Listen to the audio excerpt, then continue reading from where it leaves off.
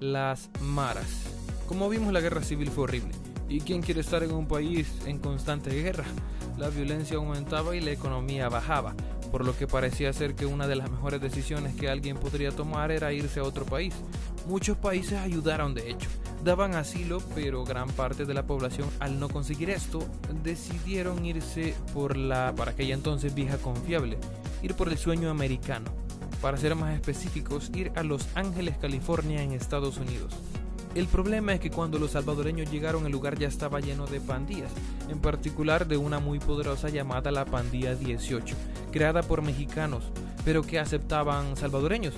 Y estas influencias hicieron que muchos inmigrantes, al no tener más opción, se unieran al grupo, para tener protección y un poco de recompensa económica. Poco a poco, los salvadoreños que iban en busca de paz se encontraron con otros problemas, que los absorbieron y los convirtieron, a la gran mayoría, en pandilleros. En este ambiente tosco y desafortunado, se empezó a formar una nueva pandilla exclusiva de salvadoreños, la cual era formada por los llamados salvatruchos, un término que supone hacer referencia al hecho de que eran salvadoreños, se supone. Así es, aquí nace la Mara Salvatrucha, o mejor dicho, la MS-13. Llegaron a tener mucho poder y control a un punto que el bando de la Pandilla 18 se convirtió en su máximo enemigo, llegando a desatarse una guerra de pandillas, que no le gustó para nada a Estados Unidos. Todo esto pasaba cerca del famoso Hollywood y había que hacer algo. La solución fue simple: deportarlos a todos a El Salvador. Tipo, bueno, aquí se los traigo, ahí se arreglan ustedes, ahí vean qué hacen. Así las maras llegan ante un pulgarcito devastado de la guerra, con pobreza y ahora agreguémosle corrupción y un claro futuro desastroso, ya que empezaría a ser dominado por estos grupos criminales. Aquí es donde aparezco yo. ¿Me asaltaron alguna vez? Por si se lo preguntan, la respuesta es sí. ¿Vi asesinatos? Pues eso sí, no, nunca. Supe de cercanos muertos, pero no lo presencié. A ver, ¿cómo realmente funcionaban las maras? ¿Ustedes creen que una empresa les iba a dar trabajo a ellos o que ellos quisieran tener un trabajo formal? Obvio no. Asaltar y robar a civiles parecía una buena idea al principio, pero no generaba el dinero suficiente. Lo que nadie sabía es que las maras, tanto 18 y 13, estaban siempre en guerra y se empezaron a organizar de una forma mejor que el gobierno mismo. Tanto así que la MS-13 se convertiría en la pandilla más peligrosa del mundo. El siguiente paso fue la extorsión, pedir porcentajes de ganancias a negocios y personas con la condición de ser protegidos por ellos mismos y de ellos mismos. Sus ganancias empezarían a aumentar, obviamente. Y luego las maras se aliaron con narcotraficantes de renombre de otros países para recibir más ganancias y mover la droga por el país. En cuestión de meses, todo era un caos y El Salvador pasaría a ser el país más inseguro del mundo. Eso sí, era por zonas, habían lugares que casi no pasaba nada y uno vivía normal, como en una burbuja, digamos, que podría decirse entre comillas que fue mi caso. Viví en una zona siempre insegura, pero relativamente tranquila a comparación de otras. Aquí entra lo que hablé con una persona que trabajó en la seguridad nacional del país. Él me comenta que le aterraba ver la información clasificada que había en ese momento. Veía cómo crecían las pandillas estadísticamente como una plaga de ratones en una casa. Pero las cosas se ponían aún peor. Se sabía que los cárteles de droga no le pagaban a las pandillas con dinero, sino con más droga. Y ellos tenían que liquidarla, es decir, convertirla en dinero. Entonces las maras se dedicaban a llevar drogas a los jóvenes para luego que estos se hicieran adictos, vendérselas. Además, la economía del país era tan mala que afectaba a tantas familias que muchos jóvenes, en su desesperación por falta de recursos e incluso de afecto, optaban por ser parte de estos grupos criminales que les ofrecían pues una familia. Todo esto hacía que el crimen creciera más. Además, habían tantas muertes que esta persona de Seguridad Nacional me comentaba que no todos los crímenes se publicaban en los diarios. Habían cosas que pasaban que eran tan duras que los medios decidían mejor no comunicarlo y censurarlo. La peor parte de las maras está en la política. Este caballero de Seguridad Nacional me comentaba cómo en un momento tuvieron que hacer un plan para dar solución a todo este conflicto que ya se había salido de control.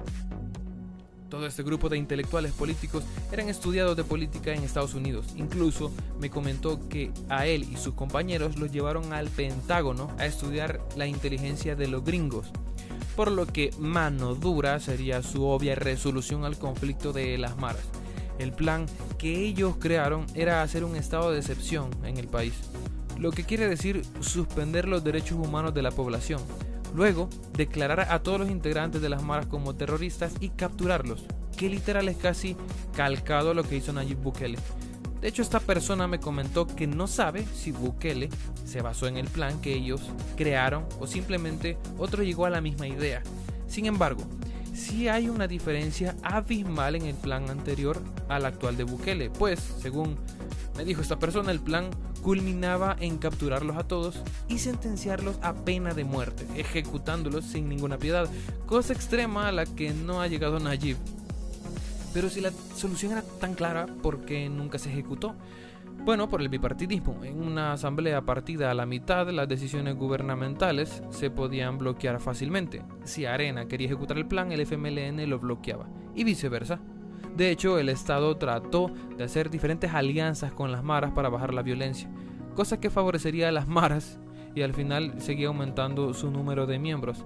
Al final los partidos políticos solo cubrían sus intereses para no verse opacados por el partido contrario, mientras de escondidas cada político acumulaba su propia riqueza. De hecho, las maras era un buen negocio, ya que muchos países podían mandar colaboraciones para ayudar, cantidades de dinero que por supuesto los políticos podían quedarse. Esto no tendría que sorprender a nadie a este punto de la historia, pues estamos hablando de los mismos políticos que aquel ex militar del ejército me mencionó, que estaban brindando y enriqueciéndose mientras sus soldados morían, dado que era de esperarse que la población salvadoreña tildara a estos políticos como ratas. Así que hemos hablado de las maras y la política. La violencia, pobreza y corrupción es un hecho. Pero para agregar drama al asunto, hablemos de los actos vandálicos que hicieron los mareros. Atrapar a la juventud, promover la droga, extorsionar y asaltar gente era una de tantas cosas que hacían las pandillas. Sus tatuajes y marcas eran símbolos de poder, por lo que lo presumían, y se creían dueños del mundo. Violaban y mataban a diestra y siniestra, mataban policías y también se mataban entre ellos, la 18 y la 13. No tuve contacto, pero sí conocí de jóvenes que decidieron irse con los mareros. Muchos terminaban en la cárcel, otros no sé de ellos, y otros estoy seguro que ya estarán muertos. Incluso personas menores que yo. Ahora bien, tuve un amigo que fue marero. Y esta historia es complicada para mí contarla por el momento en que vivo. Pero no era un amigo cercano, pues él tenía entre 30 y tantos y 40 años y yo apenas tenía unos 13 años aproximadamente.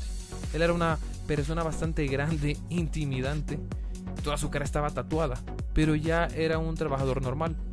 E iba a la iglesia todos los domingos, incluso servía ahí. En esa etapa lo conocí, ya un hombre arrepentido de lo que hizo. Pero, ¿por qué lo consideré un amigo?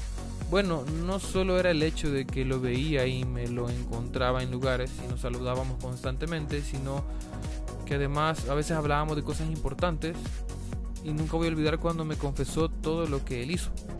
Violó, mató, se drogó, hizo cosas horribles, no tenía un dedo, por cierto, lo perdió en un enfrentamiento que no recuerdo si fue contra la policía o con otras maras. Me dijo que Dios lo había cambiado y siempre me decía que por favor nunca jamás pruebe ninguna droga, ni siquiera el alcohol, que esté siempre cerca de mi familia, algo que él no había tenido. También me decía que yo le agradeciera siempre a Dios por lo que él me estaba dando, pues a mí me conmovía que él estaba feliz porque yo estaba viviendo una vida como él hubiera querido, fuera de pandillas y con normalidad. Incluso me acuerdo que en un emprendimiento que yo tuve en su momento, él me ayudó a construir unas cosas. Y nunca voy a olvidar que lo hizo gratis, solo por ayudarme. Hasta lo invité a cenar. Es complicado. Sí creo que él era otra persona. Sí creo que cambió. Pero si le soy honesto, sí estoy a favor de lo que hizo Bukele. Mi viejo amigo sé que ya era otro. Sé que ya era otra persona, pero a pesar de todo, debe de pagar ante la ley lo que hizo. Los mareros hicieron caer negocios, arruinaron vidas y familias. ¿Y cómo vamos a olvidar cuando quemaron un bus con gente adentro? Y los que intentaban salir eran fusilados por ellos mismos. No hay manera, no había vuelta atrás. El país quería justicia y los políticos del momento no iban a hacer nada. Así que llega el momento que aparece Nayib Bukele, de descendencia palestina, hijo de Armando Bukele, un excelente empresario y destacado líder musulmán. Él nunca quiso que su hijo Nayib se metiera en política, pero aún así lo apoyó, aunque murió antes de que este llegara a ser presidente. Para 2019, el año de las elecciones, Nayib ya era famoso y popular, al haber destacado como político del FMLN. Con su marketing y trabajo había dado una excelente cara en su alcaldía tanto de Nuevo Cuscatlán como San Salvador, pero sus ideas no pegaban con el FMLN y de vez en cuando denunciaba cosas que no le gustaban del partido, razón por la cual lo terminan expulsando y decide lanzarse a la presidencia de forma independiente. Críticas habían muchas, desde cuestionarlo porque no terminó sus estudios universitarios o desde el aspecto religioso, algunos cristianos pensando que iba por un estado musulmán.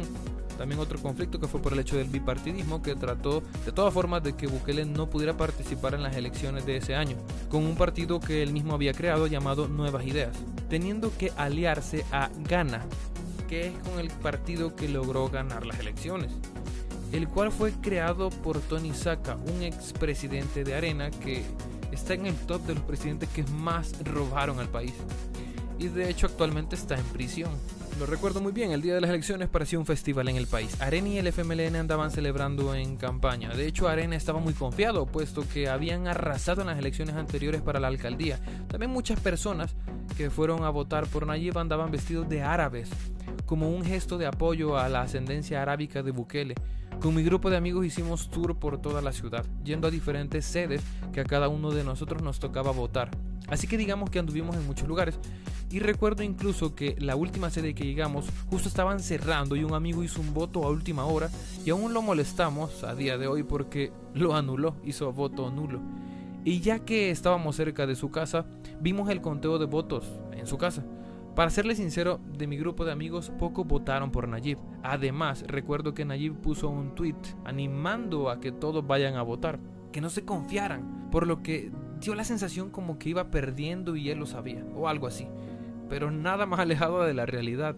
Recuerdo que los conteos marcaban 10 votos por Nayib, 1 por el FMLN, 5 por Nayib, 1 para Arena, 15 por Nayib, 1 para Arena. Y así simplemente Bukele ganó en primera vuelta y por arrasada. Al empezar su mandato es cuando se empieza a hablar de él y El Salvador. Empieza a tener renombre internacional Bukele, empieza a tener aciertos desde el manejo que tuvo en la pandemia del 2020.